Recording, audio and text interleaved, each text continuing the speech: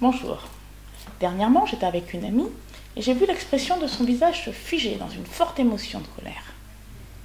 Elle a bondi de son siège, elle s'est précipitée vers sa fille, qu'elle a giflée au passage, elle l'a saisie par le bras pour l'emmener dans sa chambre et la punir. Et puis, je suis entendue lui dire en criant qu'elle lui interdisait de faire ça, parce que c'était sale et que ce n'était pas la première fois qu'elle le lui disait. Vous devinez ce qui a pu susciter cette réaction de colère ? Eh bien, la fillette, environ âgée de 7 ans, elle était venue dans la pièce où nous nous trouvions avec sa maman, avec le pouce dans la bouche et puis l'autre main dans la culotte. Et pour mon amie, il était très important de lui faire perdre cette sale habitude, comme elle disait. Mais à un autre niveau, qu'est-ce qui venait de se passer là et les autres fois où la petite avait été durement réprimandée par sa maman à ce propos? Eh bien, on était en train de lui marteler des principes qui allaient, probablement, par la suite, l'amener plus tard à considérer tout ce qui se passe dans cette zone de son corps d'une manière inadaptée, qui l'empêcherait de connoter positivement les sensations génitales. Autrement dit, on était en train de développer un tabou, un blocage dans le développement psychosexuel de cet enfant. Alors au quotidien, je suis confrontée à des jeunes filles, à des jeunes femmes, à des femmes plus mûres, à des hommes aussi, qui consultent à cause de tous ces blocages qui les empêchent d'éprouver du plaisir. Alors pour théoriser, on peut dire que l'une des difficultés à parvenir à un épanouissement sexuel peut être située justement dans ces cognitions dont les femmes s'imprègnent durant toute la phase de leur développement sexuel. La question est de savoir ce que sont les cognitions et en quoi ces composantes influencent sur l'appropriation de notre sexualité. Quel que soit notre environnement familial, culturel, religieux, social, on est soumis très souvent à des systèmes de pensée qui influencent notre vision du monde.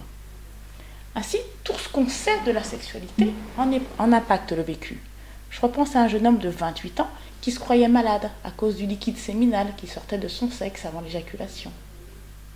Nos croyances aussi conditionnent notre vécu sexuel. Évidemment, je ne parle pas uniquement de croyances religieuses, mais de toutes celles qui limitent notre épanouissement. Les idéologies également. Elles reflètent la pensée d'une société sur ce que devrait être un homme ou sur le vécu d'une femme.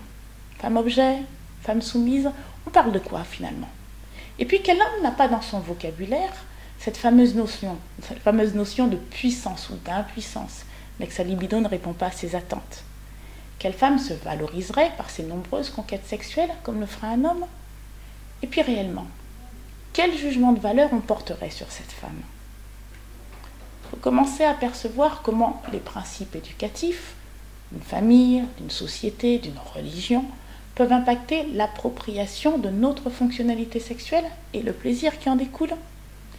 Réfléchissez au système de pensée qui conditionne votre sexualité, puis prenez conscience de tout ce qui peut vous faire considérer telle ou telle pratique, tel comportement, telle valeur comme étant permis ou au contraire interdit.